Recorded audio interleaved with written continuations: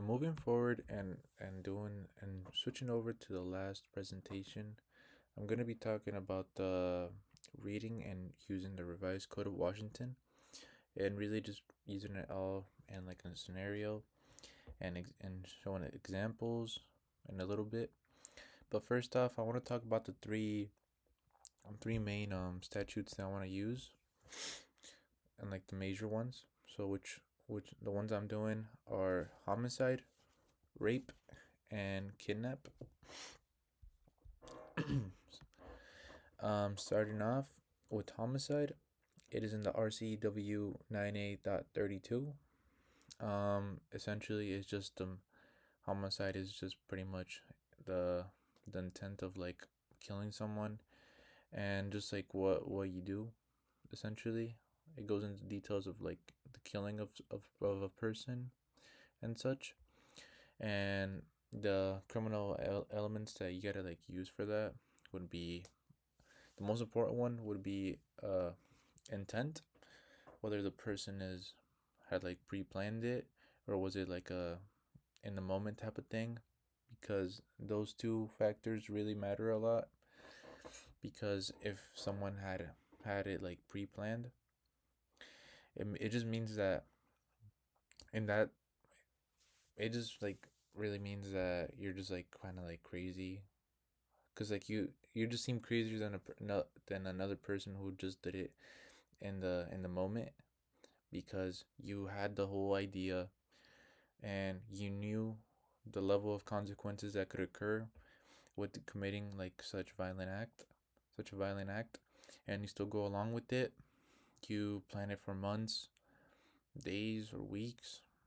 It doesn't matter, but you still like you're still, I guess, just planning it, and it just looks way worse than a person who just killed someone over like in the moment. Because for example, maybe let's say let's see maybe someone like planned on killing their teacher because they like hated them or something.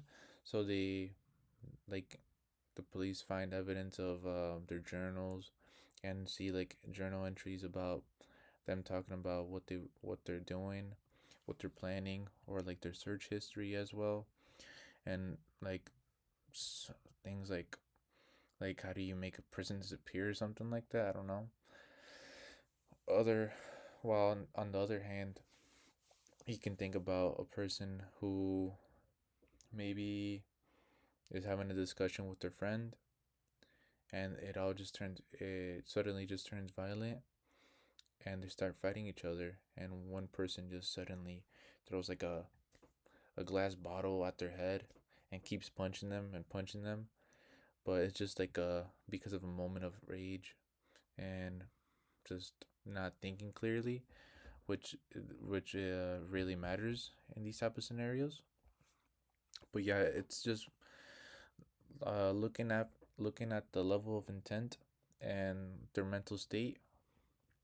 If they're like a sane person, yeah, it looks way worse. If they're if they have mental problems and have may have a lower IQ, it could be second degree, depending. It really all just depends. Um, but yeah, if in those type of scenarios, I guess what matters is the intent and mental state.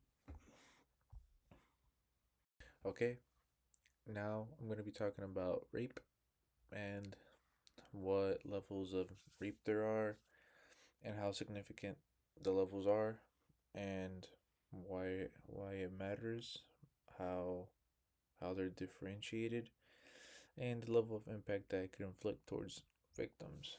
So starting off, there is rape of the first degree, rape of the second degree, and rape of the third degree. Starting from the highest one, which is the first one, rape rape of the first degree. Rape of the first degree usually like depends on the like the level of danger presented. I would say. So maybe for an example I could use is, let's see, like someone breaks into somebody's house and just out of the blue just rapes them and like points a fire gun at them, fire like a just a weapon at them, and it creates more havoc, I guess. So it presents another level of danger and threat, which makes it the highest. For the second degree, it would be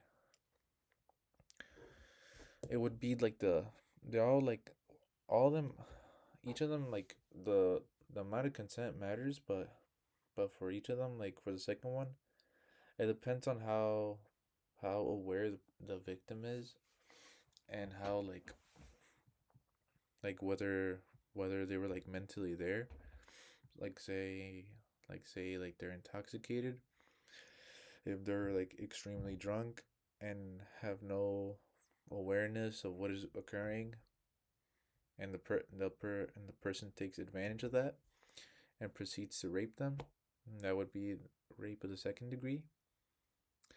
For rape of the third, it's really just a lack of consent, and it's the lowest one. But it would be what makes it different. I would say just the lack of consent, but like there's no other like major like threat outside of that. But I still do find it like very important that although it's still rape of the third degree and it is the lowest charge, I do think it's still very important that it is seen as a like a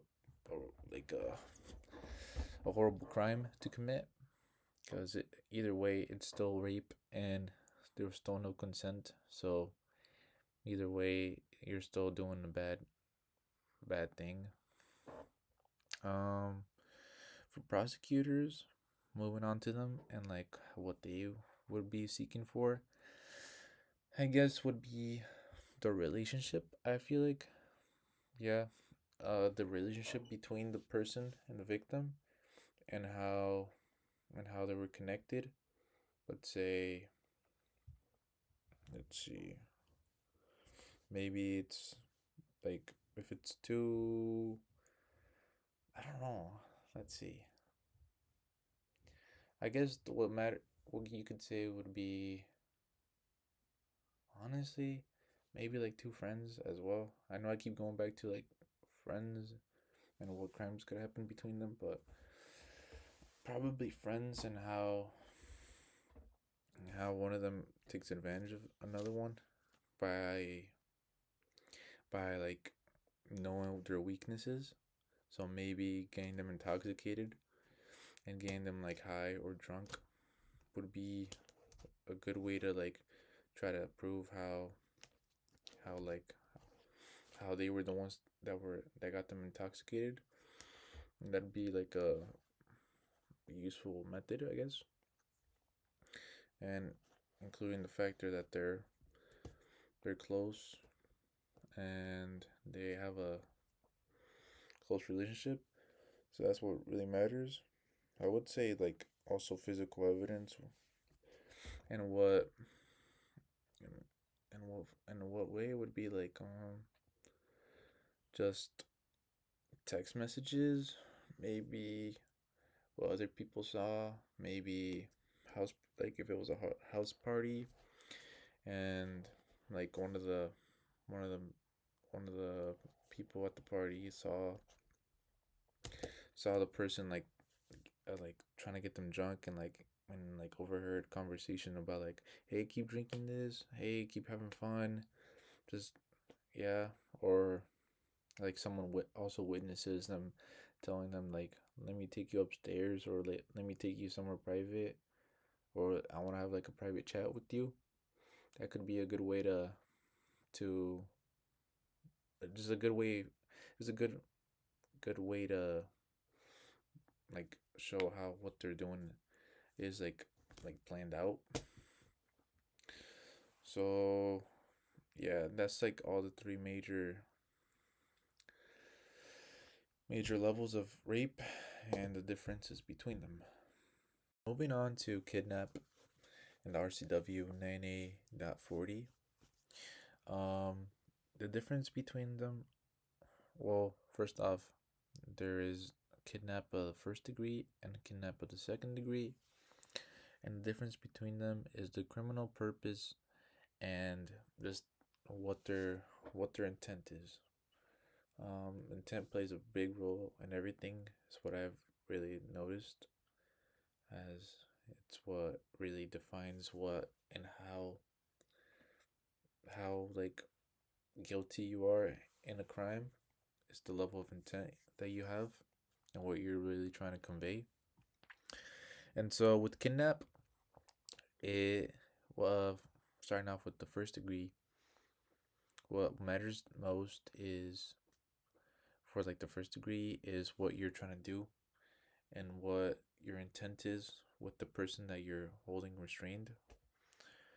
Well, first off, let me go backtrack because I just realized I didn't even say the definition, but it's just like keeping someone like removing their will of like being able to move, like freely move, and just restraining them. So yeah, that's it.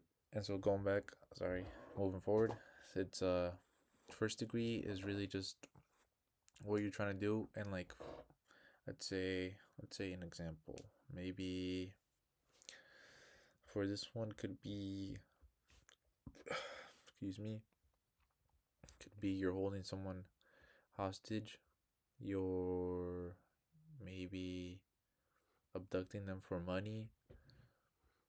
It matters a lot what they're trying to do and what level of like dangers they're trying to commit. So if they're holding like a weapon to their head, that I'm pretty sure that is first degree kidnap,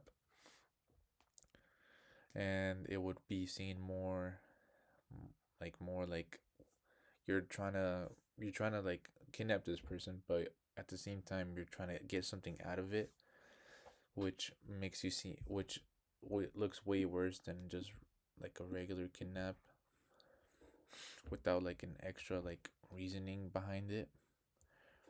Um, what matters in this type of charge, I guess that prosecutors would look for would probably be the amount of like suffering that the victim endured.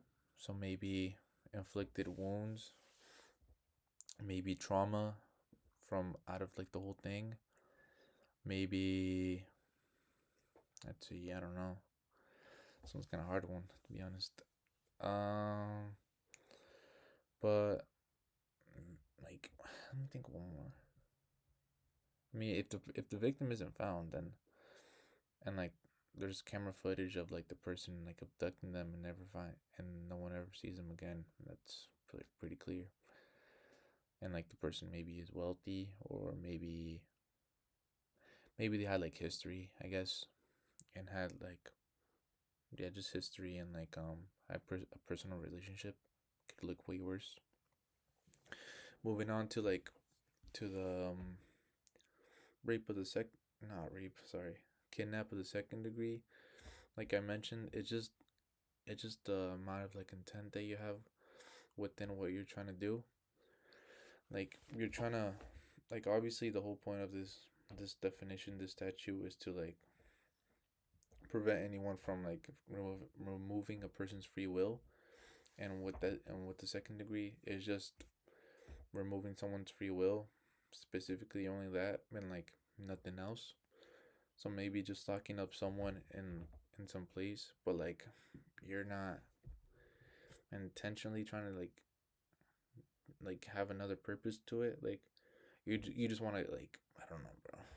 Like you're just trying to like you just want to like keep them locked up in a closet, but don't have an actual like intent to like do anything else. You're not trying to like rob them or anything. So that could work. And what matters in the case for this probably be like I already mentioned physical wounds, trauma, probably surveillance footage, um, witnesses, maybe see someone like abduct someone and just put them into a car, and you witness that and you record it. Perfect. And yeah, but something I could see that, like, so now I'm gonna start by talking about how I would teach a newbie on how to like understand these statutes and how to like read them clearly and understand it, and how to like apply it into these into the law. So first off, I mentioned homicide, rape, and kidnap, and with homicide, it depends on the causation level element and the intent, specifically more so the intent. And with each like statute, I guess, well, with these ones that I read, I do notice that like they have specific elements that specifically attract, that like specifically like connect to them. And with like rape, it's more or so like the level of consent that there was, and how it mattered. And like it all just depends, it all like goes down by a list of A through 2, 3, or 4, possibly. Or like talking about overall, and it goes from the highest to the lowest. And it's really not that hard to like understand them. They're really simplified. You read them. Like, if I'm gonna go to one real quick. When you're reading one, they usually have like a one beside them, and that's like the whole like definition of like what it is, or like what the crime is, or like what is illegal essentially. And then it continues on by having the A point, the B, or the C or D. So like not like multiple. Sometimes it's like multiple letters which connect to the definition. And I don't believe they all have to like be all have to be like mentioned to like stand by the what the definition of like the crime is. But just like I believe as long as it's like one of them, and like it has like at least one or two, it is like verified that it connects to it. But as long as it has like at least one, I believe, at least. And then it goes down to like to a two to a two, where like then it's like another definition, which makes it clear and like easier to read. But um it's not it's they're pretty long but understandable. But when you're reading these statutes, I feel like what matters is most is how you apply it, how you apply it, and how do you connect it to like case scenarios, and like what matters the most. So like let's go back to homicide, which is the intent one. So it would be, you gotta look for what the person is actually trying to do. Are they really just trying to like have the whole thing pre-planned before, or are they just being reckless about it? Like, or they just like accidentally get someone killed with like the knowledge that they could happen, but like they just ignore the simple facts. Or do they just have no idea, which is just negligence? They're just like too ignorant, I guess. So it's really just trying to apply what is like the most important, like what is the state of mind, and what the person is actually trying to do. So what I believe is like the most important. Man, yeah, that's it.